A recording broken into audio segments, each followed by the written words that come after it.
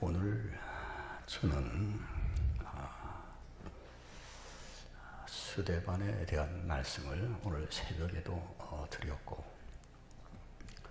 이 낮예배 시간에도 함께 말씀을 나누려고 합니다. 아까 우리가 여러분들 같이 읽은 마지막 그 60절에 보면 스데반이 마지막 죽을 때 그 모습입니다. 그 모습이 무릎을 꿇고 크게 주여 이 죄를 그들에게 돌리지 마옵소서, 돌로 치는 자들에게 그렇게 기도하고 이 말을 하고 뭐 했어요? 자니라, 잔다고 했습니다. 편안히 잠을 자는 그런 모습 한번 상상을 해볼 수가 있을 것 같습니다. 자니라. 사람은 누구나 한 번은 이 땅을 살다가 죽게 돼 있죠. 기독교 신앙으로 말하면 그 표현을 잔다라고 말합니다. 그런데 죽는 그 모습들, 그거는 아마 천태만상입니다. 어떤 사람들은 영예로운 그런 죽음을 죽는 사람도 있고, 또 어떤 사람은 수치스러운 아주 치욕적인 그런 죽음을 죽는 사람도 있고, 또 어떤 사람들은 뭐 좀 성공적으로 잘 이렇게 하는 것 같다가 마지막 순간이 부끄러운 그런 사람도 있고, 어떤 사람은 평소에는 그냥 뭐 빚 없이 그렇게 살다가 그 죽은 후에 그 사람이 자리를 뜨고 난 후에 큰 빛을 남기는 그런 사람도 있을 수 있습니다. 우리는 이 땅에 왔다가 옛날에도 사람이 있었고, 또 지금도 사람이 있고, 길거리 나가도 사람이 있고, 또 지금도 아이들은 출생이 되고, 뭐 이런 속에서 살다가 보니까 사실 그 사람이 그 사람은 아니거든요. 100년 전의 사람이 오늘의 사람이 아닙니다. 사람은 사람인데 자꾸 바뀌는 거예요. 물이 흘러가듯. 또 우리도 이 땅에 왔으니까 그 언젠가는 세상을 떠나야 되는 겁니다. 중요한 것은 무엇을 남길 것인가 하는 게 중요하죠. 바람이 불면 여기서 불어서 동에서 불면 서로 사라지고, 남에서 불면 북으로 사라지는 게 바람입니다. 근데 바람은 지나가면 어떤 흔적을 남겨요. 뭐 가랑이 불 몰고 다닌다든지, 사람을 땀을 시원하게 시원하게 해준다든지, 하여튼 어떤 흔적을 남깁니다. 사람도 마찬가지입니다. 초대교회 때 사도들이 너무 바쁘다 보니까 이 말씀 전하는 것과 기도하는 것이 자꾸 이제 시간을 많이 뺏겨요. 게을러지는 거예요. 그래서 7 집사를 선택을 했습니다. 그 7 집사 가운데 하나가 스데반 집사입니다.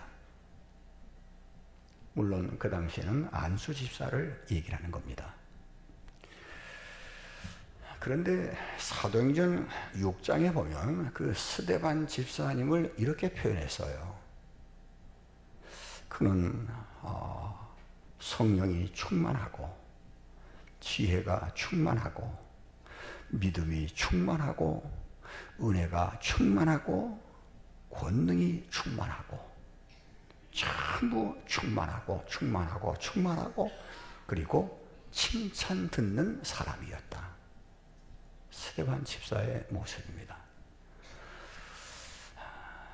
우리 모두도 다 그렇게 되시기를 바랍니다. 특별히 우리 교회 스데반 집사, 스데반 전도회가 그렇게 되면 참 좋겠어요. 그죠? 네. 자, 그런데 이제 그렇게 믿음을 지켜나가니까 언제나 가면 지혜가 충만하고 말씀이 충만하고, 그러니까 어디를 가든지 복음을 전하는데 옳은 말만 하거든요. 그러니까 그 당시에 교권주의자들, 이 권력을 잡고 있는 사람들이 볼 때 이게 스데반이 눈에 가시예요. 그래서 이제 많은 논쟁을 벌립니다. 이게 옳으니 저게 옳으니 막 논쟁을 벌리다가 사람들이 스데반을 이기지를 못하니까 오늘 새벽에 말씀드렸습니다. 세상이 감당치 못하는 사람. 그러니까 이 스데반을 끌고 이제 사람을 매수해가지고 거짓 증인들을 세워서 법정에다가 세웠습니다. 이 스데반 이 작자가 이러이러한 얘기를 한다. 터무니없는 말로 모함을 하면서 재판석에 세웠습니다. 7장에 와서 보면 그 당시에는 이제 대제사장이 이제 재판을 했거든요. 왜? 종교 재판이니까. 지금 이 사람들이 말하는 것이 다 사실이냐? 물었어요. 지금 너를 향해서 이러쿵저러쿵 막 얘기를 하는데 이 얘기들이 사실이냐라고 물었다는 얘기입니다. 그러니까 7장 2절에 보면 스데반이 이르되, 그러면서 쭉 7장에 스데반의 설교가 나옵니다. 부용들이여 들어보세요.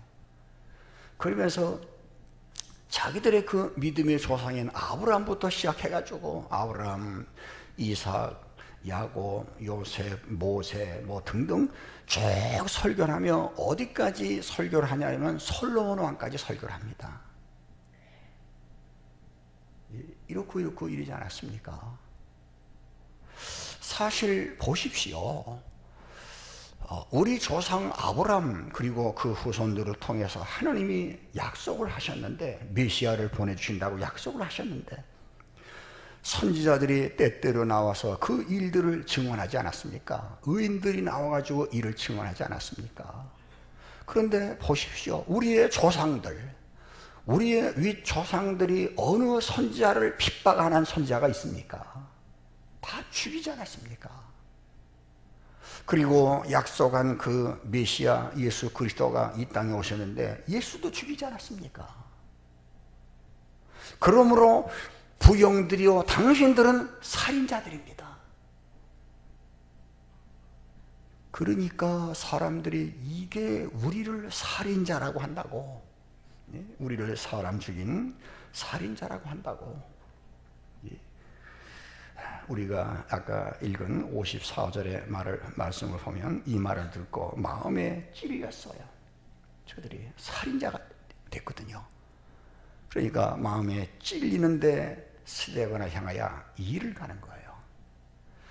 사람이 성령으로 말씀을 들어서 마음에 찔림을 받으면 두 가지 현상이 나타납니다. 하나는 일을 가는 사람이 나타납니다. 보라, 나를 까는구나. 누가 일러 바쳤지? 그런 사람이 하나 있고요. 또 하나는 베드로 사도 때 사도행전 2장의 말씀처럼 회개하고 형제들아 우리가 어찌할꼬 하며 가슴을 치며 죄를 토해내고 그리스도 앞으로 나오는 이런 사람들이 생기게 됩니다. 근데 이제 스데반 집사님의 경우에는 사람들이 아까 말씀드렸잖아요. 성령이 충만하고 지혜도 충만하고 믿음도 충만하고 은혜도 충만하고 권능도 충만하고 칭찬 듣는 그런 사람이었습니다. 근데 마음에 찔리니까 일을 가는데 아주 죽이려고 달라드는 거예요. 분위기가 상당히 험악해졌습니다. 군중들이 다 폭도로 변했습니다. 그때 스데반이 하늘을 우러러 보면서 이런 말을 했잖아요. 보라, 인자가 하나님 우편에 서신 것을 보노라. 그러니까 사람들이 그냥 돌을 들어서 스데반 집사님에게 던지기 시작을 했고, 아버지 이 죄를 저들에게 돌리지 말아달라고. 그리고 결국은 돌에 맞아서 스데반은 죽었어요. 그것을 성경은 표현하기를 잔다, 이 말을 하고 자니라. 스데반 집사님이 성공자입니까? 실패자입니까? 인생 성공자입니까? 실패자입니까? 자, 이렇게 보시면 돼요. 너무 젊은 나이에 일찍 죽지 않았는가? 성경이 말하기를 하나님을 믿고 말씀을 순종하는 자는 장수한다고 했는데, 예, 그리고 동양의 오복 가운데도 수가 있는데 오래 사는 거죠. 그렇다면 스데반은 오래 살았어야 되는데 왜 일찍 죽었는가? 그것도 폭도들에 의해서 돌에 맞아 죽었다. 저건 분명히 실패한 인생이다. 그렇게 뭐 볼 수도 있어요. 보는 그 관점에 따라서 그럴 수도 있습니다.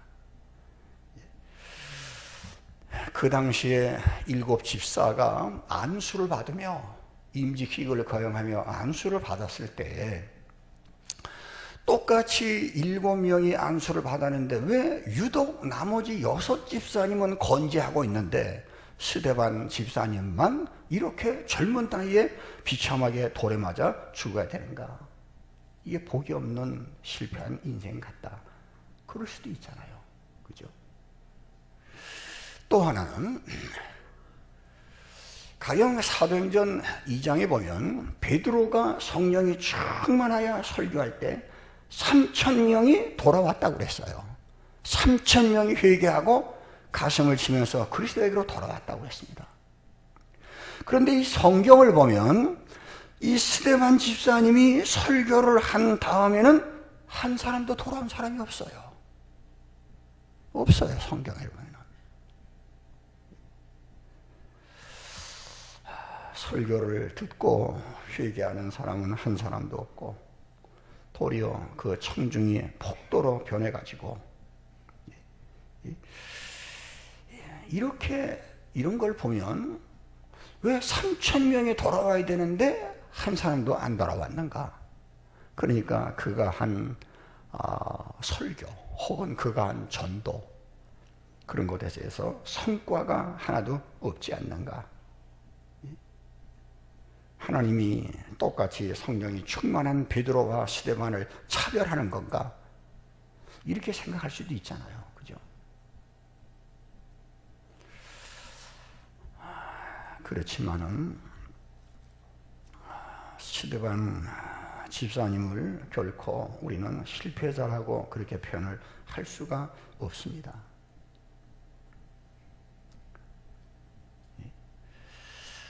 왜냐하면 그는 인생의 마지막을 주를 위해서 순교했어요. 이게 실패자입니까?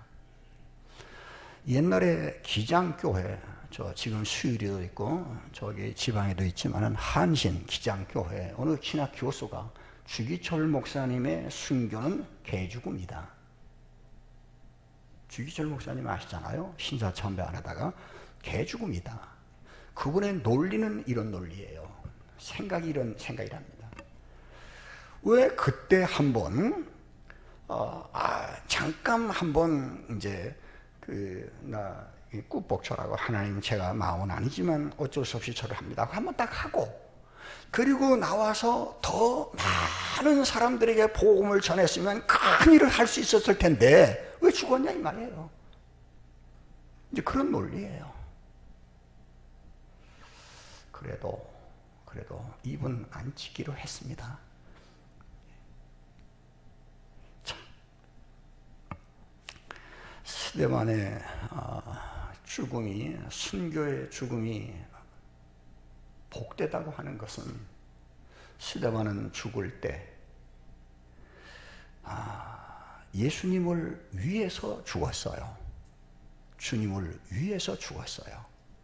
먹든지 마시든지 하나님의 영광을 위해서라. 예수님을 위해서 죽었고요. 둘째는요, 예수님처럼 죽었어요. 왜냐하면 주님께서 십자가 달려 돌아가실 때 아버지 저들을 용서해달라고, 자기가 하는 것을 알지 못한다고 했던 그런 기도를 스데반도 그랬잖아요. 아까 우리가 읽었잖아요. 주 예수여, 이 죄를 그들에게 돌리지 말아주세요.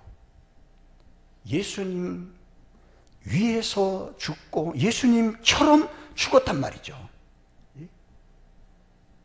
보통 사람 같으면 왜 나머지 6집사는 건재하고 있는데 왜 나만 이 꼴을 당해야 되겠는가? 내가 소외를 당했나? 이렇게 생각을 할 수도 있겠지만은 하나님 저들에게 죄를 돌리지 말아달라고 돌을 치는 그 사람들을 위해서 이렇게 기도한 거 보면은 그들에게 대한 악의가 없어요.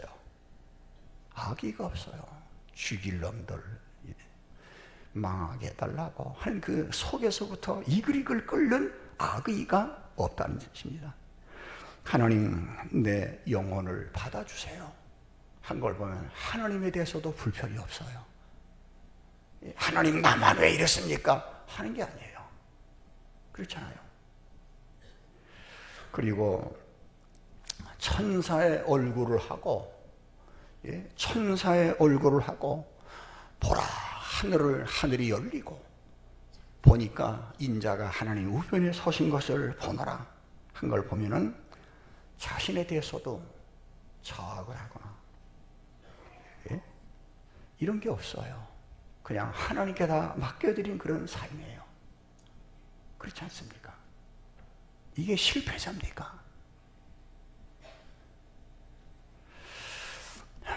그 스데반 집사님이 그렇게 주를 위하여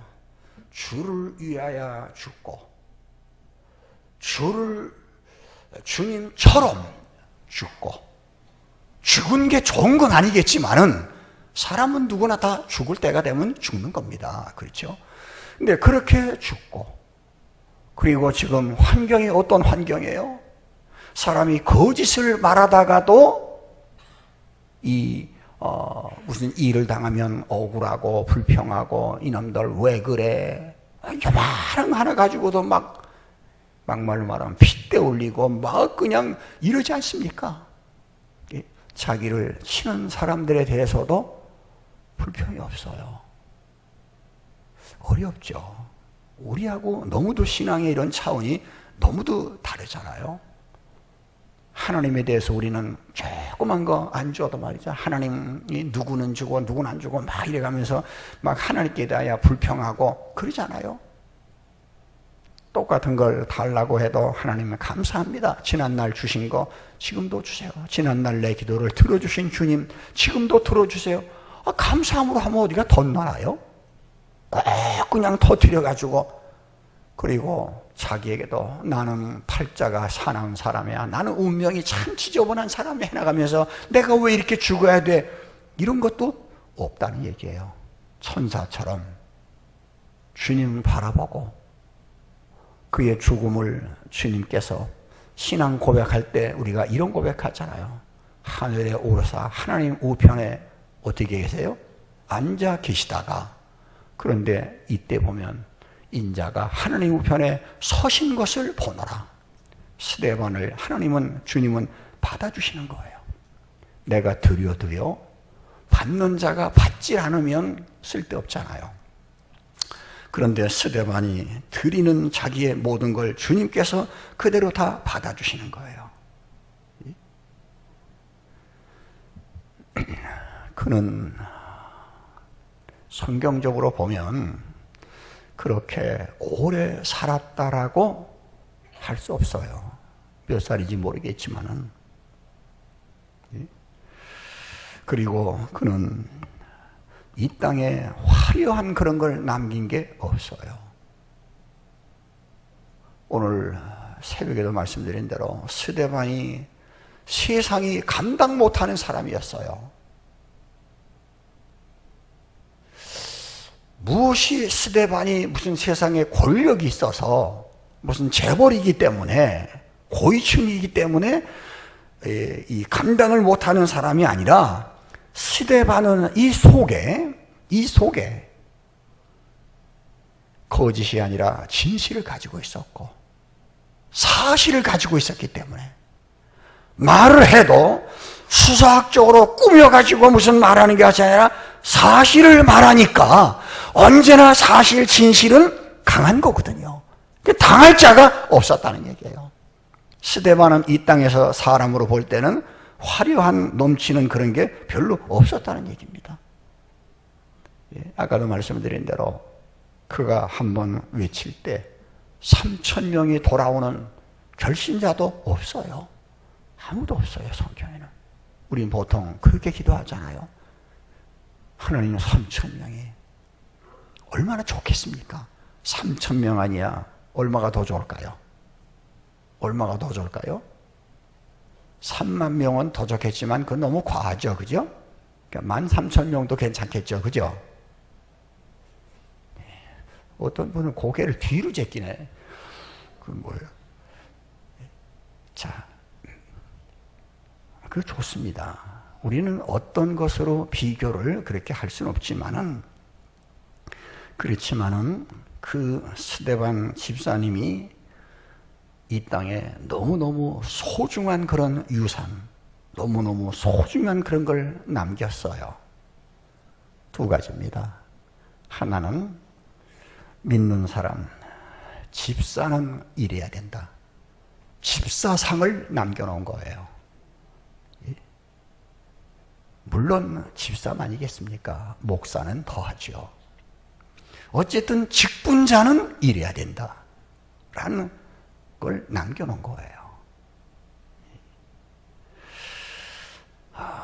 믿음으로 하지 않는 모든 것, 어떤 일들은 육에 속한 자는, 그 속에 세상이 충만한 자는 뭔가를 많이 열심으로 하는데 전부 결과적으로 보면은 자기 세속적인 방법으로 자기를 나타내기 위해서, 결국은 가면은 쭉 가다가 마지막에는 자기예요. 왜 안 알아주냐는 거예요. 스데반 집사님을 통해서 우리는 꼭 집사님 뿐이겠습니까? 모든 직분자들은 이래야 된다. 하나님의 교회를 섬기는 것은 이래야 된다. 구령의 열정을 가지고 주님 중심으로 이렇게 섬겨야 된다 하는 것들을 우리가 유산으로 받아야 되고요. 둘째는 사실 오늘 이 부분을 좀 제가 말씀을 드리려고 하는 건데, 스데반이 죽는 그 현장에 성경에 문자적으로는 3,000명이 아니야 300명, 3명도 돌아왔다는 기사가 없어요. 아무도 없어요. 그런데 그 현장에 누가 있었냐면 바울이 있었어요. 바울이. 물론 그때는 사울이었죠, 이름이. 바울이 거기 있었습니다. 물론 그때는 자기가 옳은 줄 알았어요. 예. 자기의 의의가 굉장히 거룩하고 그것이 진실한 그런 건 줄로 알았었습니다. 그는 거기에서 스데반 집사님의 이런 돌에 맞아 죽을 때 하는 말 3마디를 들었어요. 아까 말씀드렸던 대로 스데반 집사님은 보라, 하늘이 열리고 인자가 하나님 우편에 서신 것을 보너라 얘기를 들었어요. 웃긴다고 그랬을 거예요. 돌에 맞아 죽는 놈이. 두 번째는 주 예수여 내 영혼을 받아주세요 하는 그 소리를 바울도 똑똑히 들었어요. 셋째는 주여 이 죄를 저들에게 돌리지 마옵소서. 8장 1절에 보면 사울이 스데반의 죽음을 마땅한 것으로 여겼다고 그랬어요. 그때는 그랬어요. 그러나 7장을 지나서 8장, 9장에 가면 바울이 등장을 합니다. 다메섹 도상에서 예수를 만납니다. 그 내용 다 아시잖아요. 거기서 바울은 자기가 얼마나 자기의가 얼마나 더러운 것인 줄 알고 배설물처럼 다 버리고 그리스도의 의를 받았어요. 예? 법적으로 이양을 받았어요. 이제는 내 의가 아니라 그리스도의 의를 받아가지고 그때부터 바울은 어떻게 변화했습니까? 잘 아시지 않습니까? 사도행전을 기록한 사람이 누가입니다. 누가는 12제자 가운데 한 제자가 아닙니다. 그런데 그 누가는 후일에 그 바울을 통해서 그리스도에 대한 기록을 자세히 기록을 할 수가 있어요. 그게 누가복음과 사도행전입니다. 바울이 얼마나 그리스도 중심적으로 변했기에 여러분 아마 성경에 문자적으로 이렇게 나와 있지 않더라도 스데반이 순교하는 그 현장에서 눈으로 똑똑히 보면서 스데반이 죽어가면서 하는 세 마디 그걸 듣고 그 당시에는 그걸 인정할 수 없었지만은 그 스데반의 세 마디 기도 소리를 잊을 수가 없었을 것 같아요. 잠자려고 누워도 한 사람이 죽어가면서 하늘을 우러보며 인자가 하늘 위에 서셨다고 하는 걸 그런 얘기를 하는 거.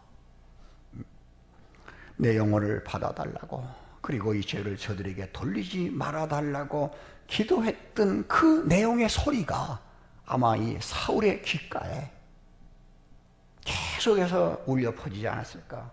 잠자리에서도 들려왔을 것 같고요. 그의 심령 속에는 언제나 이 말씀이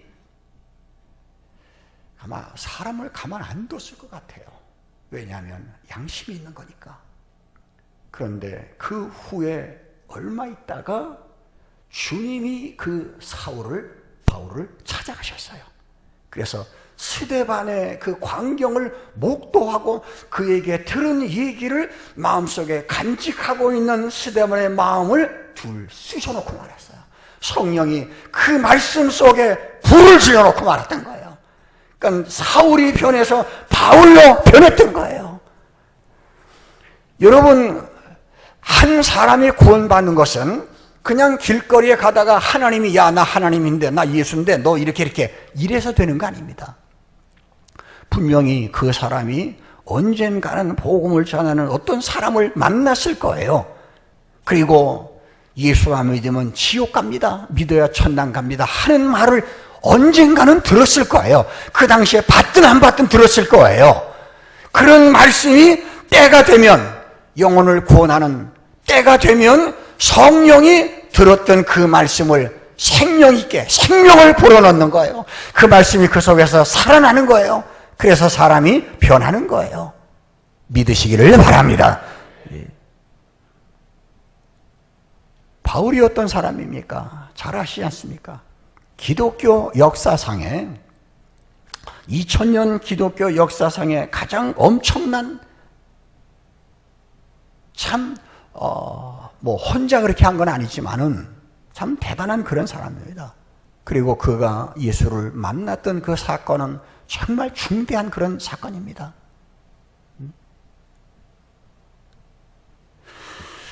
그 바울은 이방인의 사도가 돼서 4차례에 걸쳐서 구라파를 여행하면서 마지막에는 땅끝까지는 로마에 가서 복음의 사랑의 원자탄 복음을 떨어뜨린 거예요.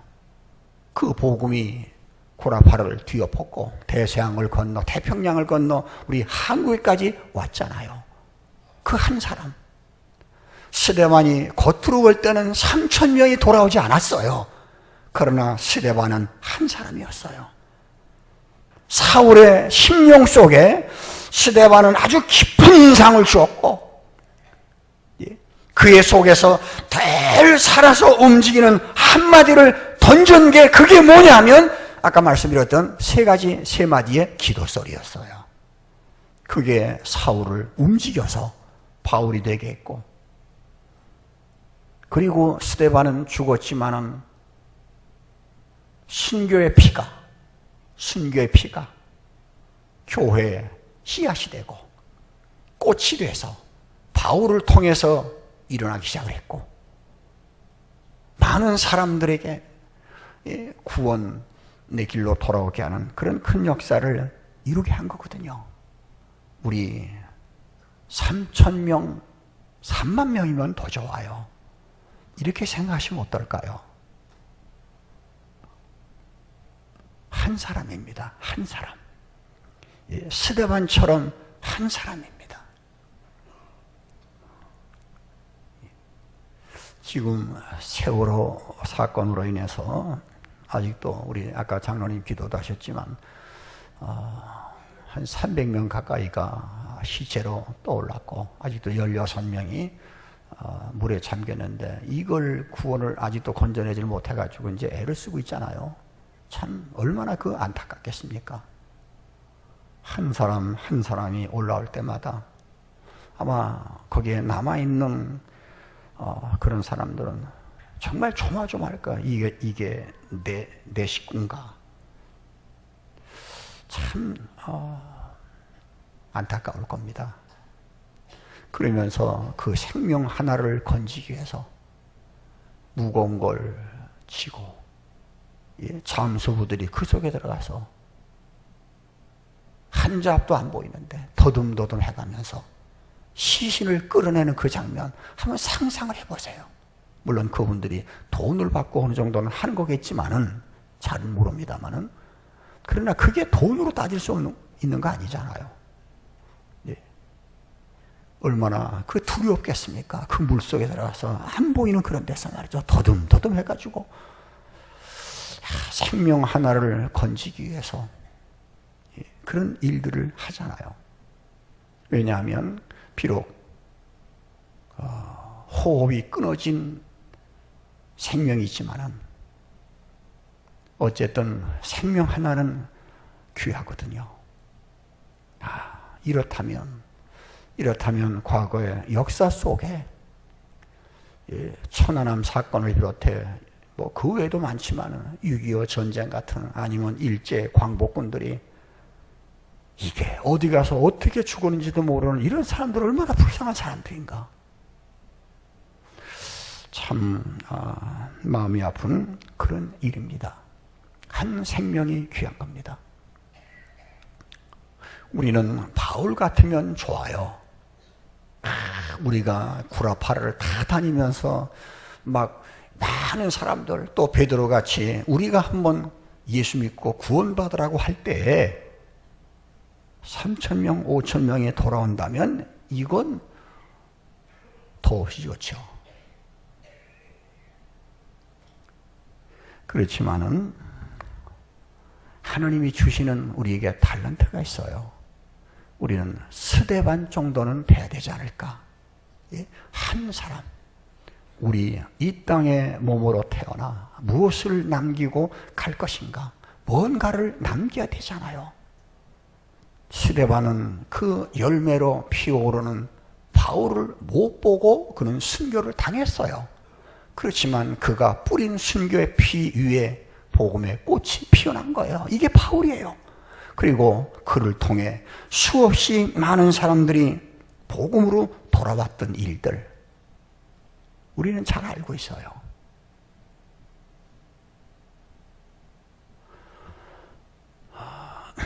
요한복음 12장에 보면 24절에 예수님께서 그런 말씀을 하셨어요. 하늘의 밀이 땅에 떨어져 죽지 아니하면 하늘 그대로 있고, 맞죠? 죽으면 뭐예요? 많은 열매를 맺는다. 그렇지 않겠어요? 누구 얘기입니까? 예수님 얘기입니다. 예수님은 하늘의 밀알입니다. 이 땅에 떨어졌습니다. 하늘 영광 버리고 이 땅에 오셨습니다. 그리고 십자가에서 죽으셨습니다. 그러므로 저와 여러분들은 다 그 열매들이에요. 예수로 말미암아 구원받은 그 열매들이에요.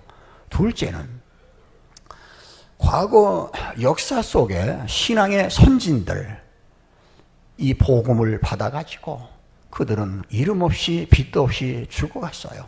그래도 그들은 세상 역사책에 기록도 안 돼요. 누가 어디서 죽었는지도 모르는 사람도 수없이 많아요. 기독교 2000년 역사에 보면은 수없이 많은 사람들이, 그런 사람들이 많습니다. 그들이 흘린 피는 결코 헛된 게 아니라, 아까도 말씀드린 대로 순교자의 피는 교회의 씨앗이다. 유명한 말입니다. 그래서 우리 한국교회는 오늘도 이렇게 살아있는 거예요. 내가 잘해서, 내가 있기 전에 조상들이 있었다는 겁니다. 우리의 조상들이 있기 전에 그리스도가 계셨다는 거예요. 그리고 셋째는 오늘 우리들더러 너도 하늘의 미랄이 되라는 겁니다. 오늘 집에 가서 다 죽자는 얘기 아니에요. 제가 그 말 했다고 또 유서 써놓고 또 이상한 짓 하시지 말고요. 제가 그런 얘기 하는 거 아닙니다. 우리는 날마다의 삶 속에서, 생활 속에서 순교자의 삶을 살아가는 거예요. 우리의 마음은 주님의 마음을 품어야 되고, 우리의 손은 남을 섬기는 손이 돼야 되고, 우리의 입은, 우리의 발은 복음을 전하는 그런 손과 발이 돼야 되고, 주님처럼 살아가기를 애쓰는 사람들, 그렇게 하려니까 내 고집도 꺾어야 되고, 내 교만도 꺾어야 되고, 옛사람을 죽여야 되고, 바울이 고백한 것처럼 그리스도 예수의 사람들은 정과 욕을 십자가에 못 박고 나는 날마다 죽느라고 고백했던 그런 순교의 신앙을 가지고 하루하루를 살아갈 때, 우리가 그렇게 유명한 역사책에 기록이 안 되는 사람이라고 할지라도 나를 통해서 그 어느 한 사람이, 스데반을 통해서 바울이, 스데반이 기도했던 그 복음에, 전하고자 했던 그 복음의 내용이 꽃을 핀다면 이게 성공 아니에요? 그렇잖아요. 사랑하시는 여러분,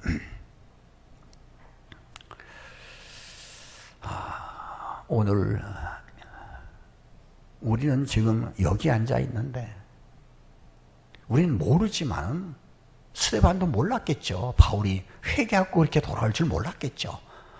오늘 우리는 여기 앉아 있는데 지금도 그 어디인가, 내 가정 안에, 아니면 내 이웃에, 아니면 어딘지 모르지만은 어딘가 바울과 같은 사람이 존재하고, 내 모습을 보고 있고 내 소리를 듣고 있는 그 어떤 사람이 있지 않을까? 우리는 그들에게 영향력을 끼치는 거예요. 어떤 영향을 주는 거예요. 부정적인 영향을 주지 말고 긍정적인 그리스도의 향기를 저들에게 날려주므로 우리를 통해서 복음을 들은 그 사람들 가운데 어떤 사람이 나올지 우리는 모르는 겁니다. 제2의 바울 같은 사람이 나올지 우리는 모르는 거예요. 생명 구원하는 일에 우리가 진도 앞바다에 갈 수 없고 팽목항에 가서 기웃기웃 거릴 수 없지만은, 없지만은 우리의 있는 이웃에서 영적으로 이렇게 스데반과 같은 역사를 지친다고 한다면 우리보다 훨씬 더 복음의 꽃을 활짝 피울 수 있는 그런 사람이 나올 수 있는 거거든요. 주님이 오늘도 우리를 향하여 그걸 기대하고 계시지 않을까 생각됩니다. 믿으시기를 바랍니다. 기도하겠습니다. 하나님,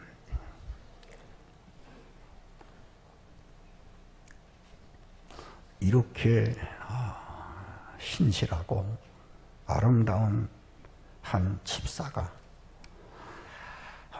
비참하게 죽어가는 그 장면을 사도행전 7장을 통해 몇 절을 보면서 이게 과연 실패인가 성공인가 생각을 해보게 됩니다.